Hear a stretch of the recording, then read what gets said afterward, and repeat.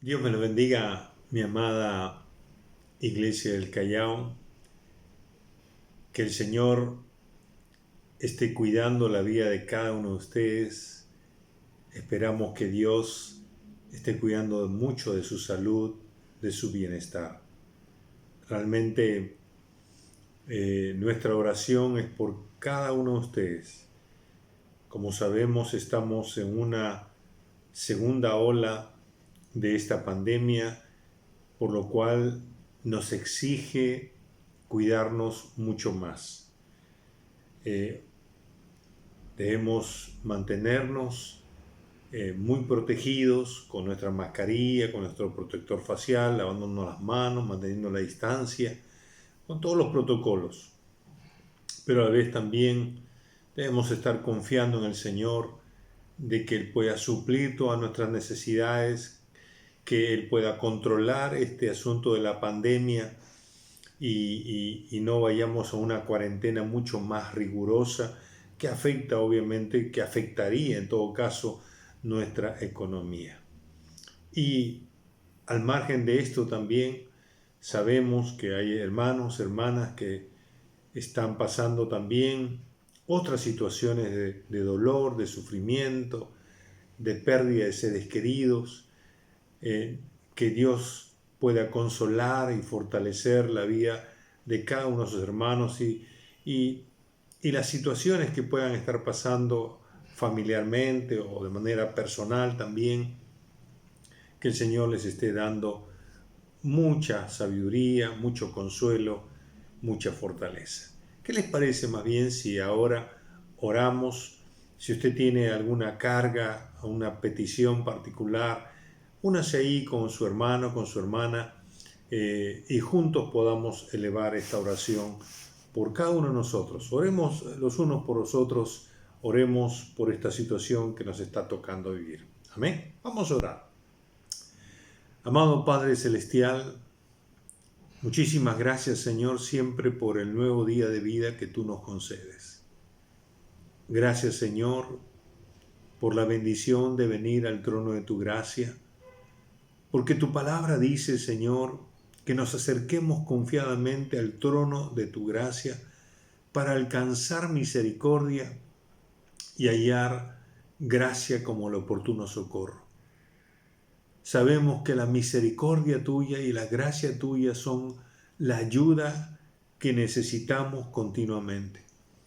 Y Padre, por eso en esta hora, en esta mañana, venimos a ti, Señor, con todo nuestro corazón, para implorarte, para suplicarte que tú detengas esta pandemia, Señor, que tú inactives este virus, Señor, o esta nueva cepa, Señor, lo detengas en el nombre de Jesús, que esa línea vertical de manera abrupta que está subiendo, tú también de manera abrupta, Señor, la quebrantes y la reduzcas a nada, Señor, que haga una curva tal que quede en el piso, Señor, porque no hay nada difícil para ti, como hemos aprendido en días pasados. Todo es posible para ti. No hay nada imposible para ti. No hay para ti nada difícil. Por eso te pedimos, Señor, que tú anules esta pandemia ya, Señor, y nos permitas reunirnos, nos permitas alabarte como iglesia, como congregación. Mientras tanto, Señor, te ruego por aquellos hermanos y hermanas que puedan estar pasando por alguna necesidad de salud o alguna necesidad de trabajo, alguna necesidad familiar, algún problema, alguna situación, Señor. Por favor, te ruego que tú los consueles, que tú los fortalezcas, que tú suplas sus necesidades. Es lindo saber, Señor, lo que dice el Salmo 145, que cercano está Jehová a los que le invocan de veras. Dice tu palabra que tú cumplirás el deseo de los que te temen y oirás asimismo el clamor de ellos y los salvarás. Señor, escucha nuestra oración, oye el deseo del corazón de mis hermanos y hermanas que claman por alguna intervención específica en su familia, en su vida, en las circunstancias que le está tocando vivir. Pero te ruego, Señor, que nos protejas a todos contra toda hueste inmunda de maldad, contra toda peste, contra todo virus, Señor. Que tú nos cuides, cuidando a nosotros mismos, también haciendo nuestra parte, Padre, como también supliendo toda necesidad, bendiciéndonos con tu paz, bendiciéndonos, Señor, con tu bienestar, Padre, y ciertamente, Señor, dándonos sabiduría, dirección para tomar buenas decisiones en este tiempo tan difícil, Señor. En tus manos encomendamos la vida de tu iglesia, Padre. Bendice, Señor, a cada hijo tuyo, a cada hija tuya, Señor. Y ahora, Padre, danos un corazón abierto para recibir tu palabra. Bendícenos con ella, en el nombre de Jesús. Amén. Amén. Mis amados hermanos, como usted sabe, cada culto matutino estamos meditando en los pasajes más saltantes o también los personajes que pueden enseñarnos alguna lección espiritual, ya sea que debemos imitar o ya sea que debemos evitar. Como ustedes saben, estamos leyendo la Biblia de forma cronológica. Hoy nos tocaría leer los capítulos 41 y 42 del libro de Génesis. Y a propósito de esto, cuando terminemos, porque ya vamos a terminar el libro de Génesis, no seguiremos leyendo el libro de Éxodo, sino nos tocará leer el libro de Job. Porque Job es uno de los libros más antiguos de la Biblia, quizás, como dije hace un momento, en otro momento mejor dicho, que Job está como contemporáneo de Abraham. Y Job es considerado un anciano. En los capítulos 29, si no me equivoco, del libro Job, usted va a encontrar a Job como un anciano y cómo él recordaba cuando la gente lo trataba como anciano. Así que será lindo recordar a este personaje muy, muy antiguo, muy de la antigüedad, como dije, quizás contemporáneo de Abraham por ahí, y ver cómo Dios también trata a este personaje que sin lugar a dudas nos enseña mucho también. Muy bien, hoy queremos tocar un personaje más en las Escrituras. Queremos meditar en un personaje más de las Escrituras. Vamos a hablar acerca del hijo mayor de Isaac y Rebeca. ¿Usted se acuerda quién es? Es nada menos que Esaú, ¿verdad? Esaú, que luego se convirtió como Edom, ¿no? Y producto de esa lenteja que era media rojiza, porque Edom significa rojo también. Muy bien, yo le invito a que vayamos a Génesis capítulo 25 y vamos a leer los versículos 27 hasta el versículo 34. Dice: y crecieron los niños, y Esaú fue diestro en la casa, hombre del campo, pero Jacob era varón quieto, que habitaba en tiendas. Y amó Isaac a Esaú, porque comía de su casa, mas Rebeca amaba a Jacob. Y guisó Jacob un potaje, y volviendo Esaú del campo, cansado, dijo a Jacob: te ruego que me des a comer de ese guiso rojo, pues estoy muy cansado. Por tanto fue llamado su nombre Edom. Y Jacob respondió: véndeme en este día tu primogenitura. Entonces dijo Esaú: he aquí, yo me voy a morir. ¿Para qué, pues, me servirá la primogenitura? Y dijo Jacob: júramelo en este día. Y él le juró, y vendió Jacob su primogenitura. Entonces Jacob dio a Esaú pan y del guisado de las lentejas, y él comió y bebió, y se levantó y se fue. Así menospreció Esaú la primogenitura. En este pasaje hay dos eventos o dos versículos que llaman poderosamente la atención, ¿no? Primero, el versículo 28, y amó Isaac a Esaú porque comía de su casa, mas Rebeca amaba a Jacob. La primera cosa que uno descubre aquí es que papá tenía preferencia por el hijo mayor y mamá tenía preferencia por el hijo menor. Y no quiero detenerme mucho en esto, pero este es algo que nunca debe pasar en un matrimonio, en una familia. Papá y mamá deben siempre amar a los hijos por igual, darle la atención preferente a cada hijo según las circunstancias que puedan estar pasando cada hijo. Cada hijo tiene un momento en que debe ser atendido de manera preferencial, vamos a decir, por una situación que casi depende más por la circunstancia que puede estar pasando el hijo. Algunos necesitan una atención, como diríamos, de emergencia y otros pueden esperarlo. Pero eso no significa que un hijo es más preferido que el otro. No, ambos son importantes, ambos son valiosos. Todos los hijos son importantes y son valiosos para cada papá y para cada mamá. Creo que este es un error de Isaac y de Rebeca que a la larga les costó, porque ellos se separaron, los hijos se enemistaron fuertemente y 20 años estuvieron lejos el uno por el otro. Pero quiero detenerme en el segundo suceso y en el segundo versículo, que está en el versículo 34, en la última parte, cuando dice: así menospreció Esaú la primogenitura. En otras palabras, Esaú no le importó la primogenitura.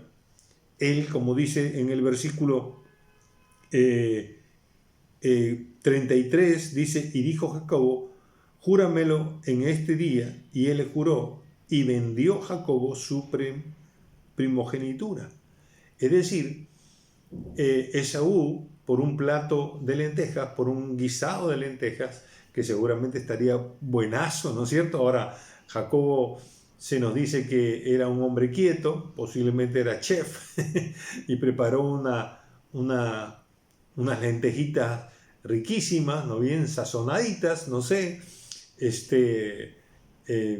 Lo cierto es que Esaú vendió su primogenitura porque tenía hambre y de esa manera, como dice el texto, menospreció la progenitura.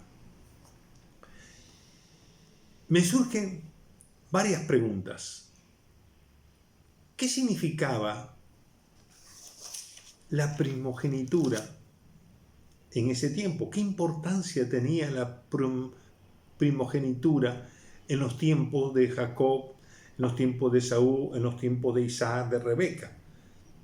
¿Cuál era el valor de eso? Bueno, uno va a descubrir que el primogénito tenía una relación privilegiada, una posición privilegiada con respecto a los demás hermanos. Eso era muy, muy evidente, muy importante en una familia. También, a la ausencia del padre, el primogénito tenía la autoridad sobre todos los hermanos.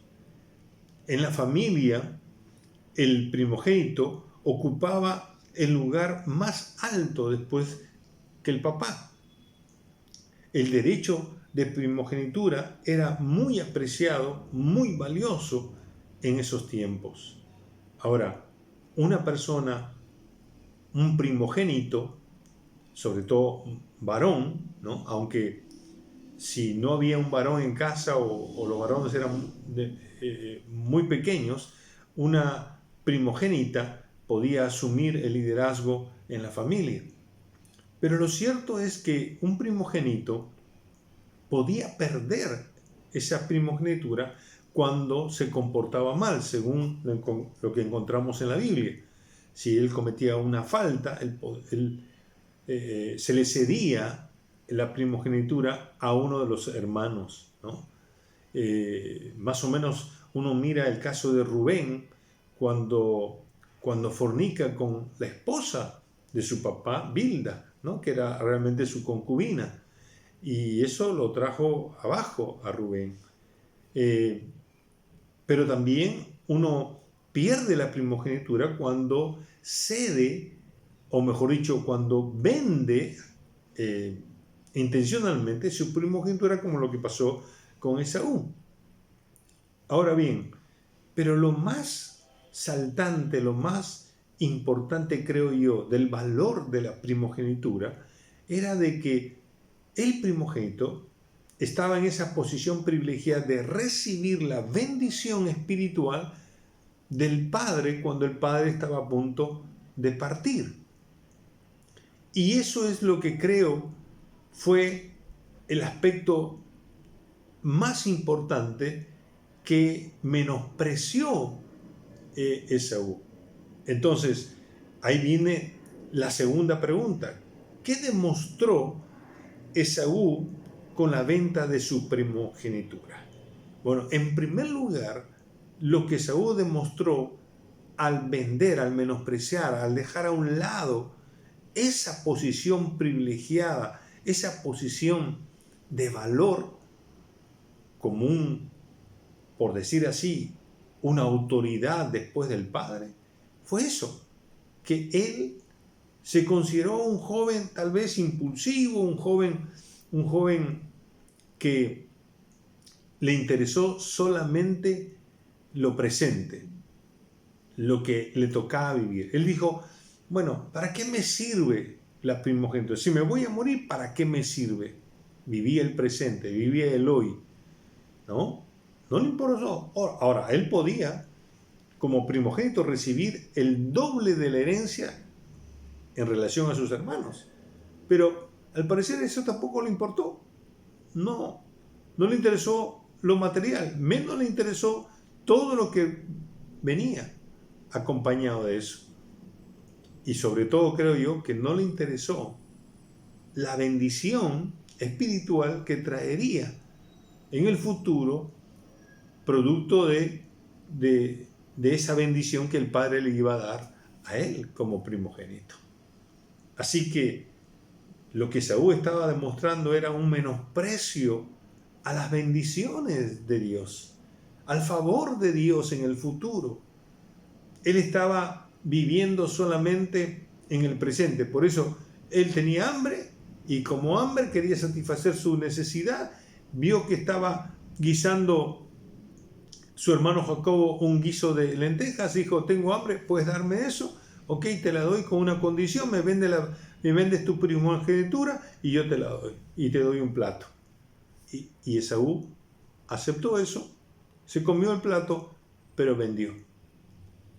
Y posteriormente, entonces comienza a derramar lágrimas, porque cuando su padre, ya estaba bordeando los 180 años, porque dice la Biblia que ya él estaba viejo, que ya perdía la visión, ¿no es cierto? De repente, no sé, tendría 170, 160, no sé exactamente, porque no lo dice la Escritura, solamente dice la fecha en que murió, y que Esaú, ya adulto, porque la venta de su primogenitura fue cuando estaba joven, pero ya adulto, quizás unos 70 años,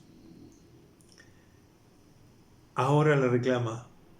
Como dice el Génesis 27, versículo 36, dice, ¿no has guardado bendición para mí? Cuando ya Isaac, por engaño de su otro hijo, Jacobo, ¿no? Ya lo había bendecido. Le había dado tantas bendiciones donde su propio hermano iba a tener que servir al hermano menor. Ahora Esaú está llorando y suplicando, dame una bendición. ¿No has guardado una bendición? ¿No te sobra una bendición para mí? Ahora de adulto, y aunque tarde, comienza a valorar las bendiciones espirituales. Esto me lleva a la tercera y última pregunta. ¿Qué nos enseña? ¿Qué nos enseña esta historia acerca de la primogenitura? En el día de hoy, como ustedes saben, un primogénito no tiene todas las posiciones privilegiadas que tenía el primogénito de la antigüedad o el primogénito de la Biblia. Pero Esaú nos enseña dos cosas aquí. En primer lugar, Esaú, quizás como joven, era un joven muy impulsivo, un joven autosuficiente, un joven que vivía para el hoy y para el presente, un joven que no le importaba el futuro, que no le importaba las bendiciones futuras que un padre podía darle. Y lamentablemente eso le trajo serias consecuencias. A pesar de su juventud, o mejor dicho, a pesar de la juventud que podamos tener, seamos primogénitos o no seamos primogénitos, creo que aquí hay algo que uno siempre tiene que valorar. Valorar las bendiciones especiales que puede uno recibir del papá o de la mamá. Y Esaú las perdió. Esaú, por su deseo simplemente de satisfacer sus necesidades o sus gustos personales del presente, pierde las bendiciones especiales, vamos a decir así, que vendría en el futuro. Sin embargo, Esaú, ya adulto, puede recapacitar, puede entender que la bendición de un padre es realmente algo edificante, algo tan importante para uno. Es decir, él se dio cuenta cuando ya su padre Isaac había bendecido a Jacob, le dice ahora, ¿no has guardado una bendición para mí? ¿No has guardado algún favor de Dios para mí? ¿Cuán diferente hubiese sido la vida de Esaú si él hubiese valorado la gracia y el favor de Dios a temprana edad? Cuán diferente hubiese sido, ¿verdad? Mi querido hermano y hermana, es lindo siempre pedir la bendición de tu padre, de tu madre, sobre todo cuando ves que ellos ya están en edad avanzada. Y la bendición de ellos sobre tu vida, hermano, va a enriquecerte, va a ayudarte a valorar lo que ellos desean para ti. Me contaba el día martes los pastores cuando les comentaba esto, y uno de los hijos menores de uno de los pastores, no le voy a decir el nombre, se aprovechó y antes que su mamita falleciera, una hermana amada, una guerrera aquí, él fue y le dijo, mamita, bendígame. Y su mamita le puso la mano en su cabeza y lo bendijo. Hoy es un siervo del Señor, está ministrando por el norte del país. Es una bendición esa actitud del hijo, recibir la bendición de su mamá. La mamá le dio la bendición, seguramente de que sea un hijo que ame a Dios, que sirva a Dios, que cuide de su familia. que siempre lo proteja, lo prospere. Hermano, eso es tremendo. Joven, señorita, nunca pierdas pedirle a tu papá, a tu mamá, que Dios te bendiga. Que el Dios de los cielos te bendiga a través de palabras que Dios pueda poner en la boca de tu papá y de tu mamá y puedan ser proféticas. Y realmente el Señor te use y te prospere y te bendiga con salud, con bienestar, con paz, con armonía, con un buen matrimonio, con buenos hijos, un buen trabajo. Hermano, Dios tiene bendiciones para cada hijo, para cada hija. Abundantes bendiciones. Manténgase bien unido a sus padres. Manténgase bien unido con Dios. Y seguro que la paz de Dios, la promesa de Dios, la prosperidad de Dios, la gracia de Dios, el favor de Dios estará con usted. Y eso para con todos también. Lindo también que los hijos bendigan a los padres. ¿Amén o no? Hoy día no vemos el valor, como dije hace un momento, de la primogenitura. No hay una posición privilegiada. Ahora, en el Señor, todos somos iguales. Así que yo puedo bendecir a mis hijos y mis hijas me pueden bendecir a mí. Yo puedo bendecir a mi esposa y mi esposa me puede bendecir a mí. Gloria a Dios. Porque queremos siempre la bendición de Dios, el favor de Dios, estar siempre en el favor de Dios. Isaías capítulo 55, verso 6. Buscad a Dios mientras pueda ser hallado. Llamadle entre tanto está cercano a nosotros. Sí, hermano, busquemos siempre la bendición de Dios, pero sobre todas las cosas, busquemos al Dios de la bendición. Amén, hermano. Que Dios nos bendiga. Vamos a orar. Padre amado, gracias, Señor, por enseñarnos en esta mañana lo importante, Señor, no solamente de vivir para el placer, para el momento, para el hoy, sino también vivir, Señor, dependiendo de ti y esperando tus bendiciones futuras para nuestras vidas y para todos aquellos que nos rodean también. Amado Dios, te doy gracias por tu palabra. Gracias, Señor, porque no hay cosa más linda que pedir la bendición del papá, de la mamá, o aún, Señor, ahora en este tiempo, del hijo, de la hija, Señor, o de bendecirnos unos a otros. Padre bueno, queremos, Señor, estar en el lugar donde tú derramarás esa bendición. Y yo ruego, Señor, yo quisiera en esta hora bendecir a tu iglesia, amada iglesia del Callao.